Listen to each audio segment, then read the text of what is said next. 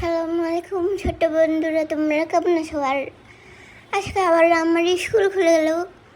আর অনেক দিন কিন্তু বন্ধ পেয়েছিলাম, আর এখন আজকে স্কুলে যেতে কোনো ভালো লাগলো না।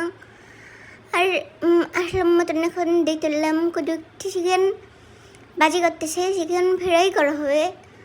আর দুইটা মুরগার না চিকেনের রান আছে না, মুরগির চিকেন আছে না, চিকেনের মাংস চিকেন আছে না, ওগুলিকে ভেজে নিলেও ডুবা তেলে করে। আর অনেকটি তেল দেখতে বলে চিজিয়ে করে নিল। আর যখন এতগুলো তেল দিয়েছেন তখন আম্মু বাসাতে ছিল না। আর আম্মু থাকলে কিন্তু কাউ হয়ে যেত যে এত তেল মেরেছ কেন।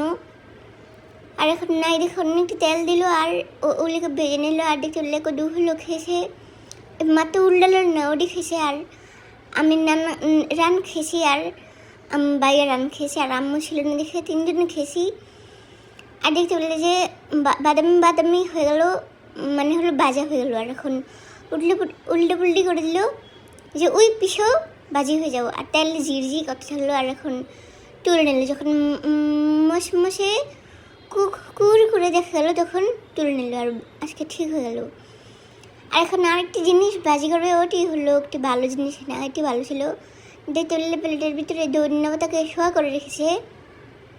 আর একটি বেসন মেরে দিল, বেসনের ভিতরে ধন্যবাদকে মেরে দিল। আর এখন তেলের ভিতরে নামিয়ে দিল। এটিকে হলো বলে কি ধন্যবাদের পাখড়া। আর কিশমিশ ভিজে রেখেছে পানিতে, ওটি দেখলো। আর একটি চামচ দিয়ে ওকে উল্টা করে দিল। আর এটি যখন বেজেছে তখন আম্মু চলে এসেছে, নাহলে আরও বেশি তেল দিত। আর একটি হলো সন্ধ্যাবেলাতে যখন বাইরে খেতে গেলাম, দেখো কদু মোবাইল দেখতে দেখতে টিস্যু খেয়েছে। আমরা কিছু বলিনি যে ভালো হয়েছে, মোবাইল দেখে খাবে কেন না, খেয়ে হলুক টিস্যু খেয়ে হলুক এখন।